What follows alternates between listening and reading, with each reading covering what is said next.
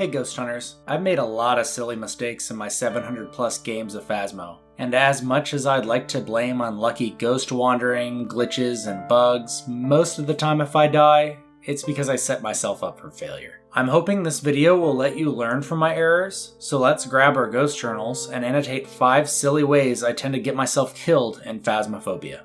Number 1. Trying to do too much.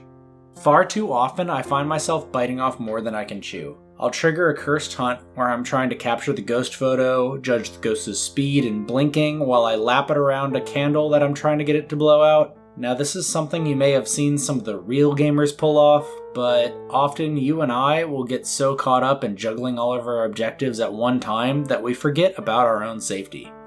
Number 2. Not having an escape plan. This is something I'd like to say I've fixed, but it's good to address. A ghost hunter should always prioritize finding a hiding spot or a safe location in case of an unexpected hunt.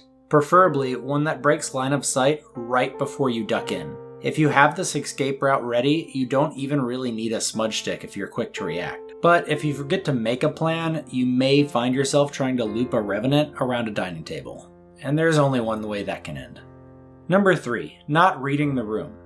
This one's a bit embarrassing, but it still happens. I'll be in the ghost room absorbed in the investigation, I'll see the crucifix burn up, have 1 or 2 ghost events where the ghost runs into me, and know it's been a while since I've been in a well-lit room. Still, the alarm bells that should be sounding in my brain simply don't. I'll hear the front door slam, and I'll watch as the ghost manifests between me and my escape route as I try to cycle to my smudge stick that I accidentally left in the truck.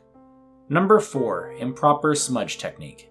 This one is one I'd like to say I'm not guilty of, but if I brag, it's bound to happen soon.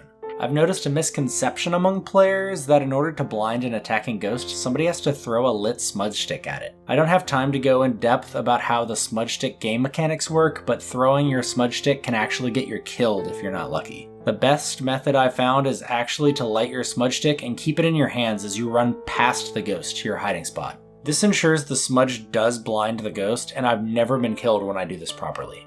Number 5. Memeing.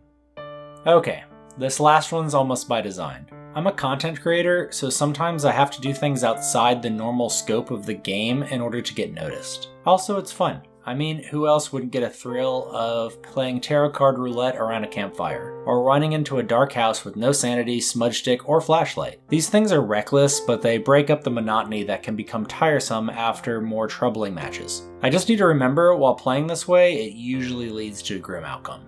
I hope this video was useful, or at least entertaining. If you would like to learn more about how ghosts work in Phasmo, you could check out my Ghost Guide playlist, or if you'd like some Let's Play content, I have another playlist here. As always, thanks for watching, and until next time, have a good one.